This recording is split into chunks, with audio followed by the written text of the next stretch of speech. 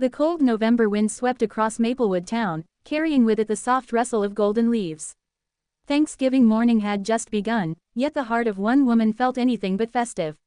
Emily Carter stood in the center of her kitchen, staring at a disaster she never imagined. The power outage had ruined her turkey. The pies she worked so hard on were half-baked. Her stove sat silent and useless. And all her plans she'd prepared for weeks, crumbled before her eyes. Her chest tightened as she whispered, almost pleading with the universe. Not today, please, not today. This was Emily's first Thanksgiving without her mother, the woman who had made every holiday feel magical, warm, and whole. Hosting Thanksgiving this year was Emily's way of keeping her mother's traditions alive, of holding on to the love that shaped her childhood. But now, everything seemed to be slipping away. Her family was already on their way. The neighbors were expecting her famous pecan pie. The children on the street had been talking for days about the games she always organized every Thanksgiving afternoon. And yet, here she was, standing in a cold kitchen, feeling more alone than ever. Then came a soft knock at the door. Emily opened it to find Mrs. Thompson, her elderly neighbor, standing with a warm tray of cornbread. Steam curled up from the edges, glowing against the cool morning air. "I saw the lights go out earlier," she said gently. "Thought you might need a little help." Emily smiled weakly. "Everything's ruined." Mrs. Thompson looked into the kitchen, taking in the mess. But instead of discouragement, her eyes filled with determination.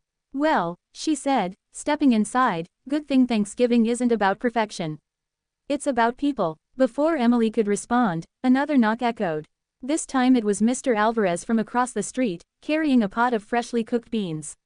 He smiled warmly. "My stove works. Thought I'd bring these over." And then came the Parkers, holding pumpkin rolls. Then the Harris kids, bringing apple cider. And within minutes, the door kept opening, again and again.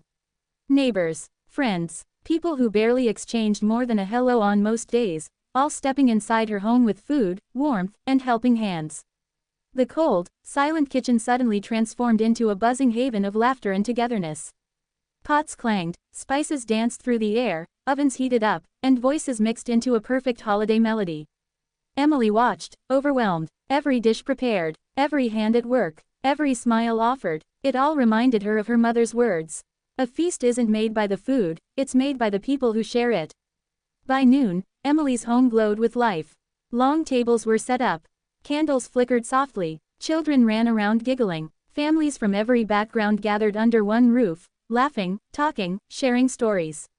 What was meant to be a small family meal had become a beautiful neighborhood feast. And as Emily looked around, tears filled her eyes, not of sadness but of gratitude.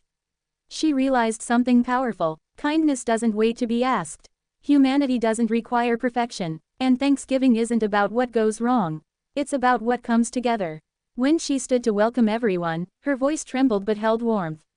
"Thank you, all of you, for turning my worst morning into the most wonderful Thanksgiving I've ever had." The room fell silent, soft, heartfelt, meaningful. And then the feast began. Plates were passed. Laughter filled the walls. Neighbors who barely knew each other bonded like family. And Emily felt her mother's presence, not in the food, not in the traditions, but in the love that filled the room. It was a Thanksgiving she would never forget. A Thanksgiving that wasn't planned, but was made perfect by the people around her. A Thanksgiving where hearts came together, creating a feast far more beautiful than anything she could have prepared alone.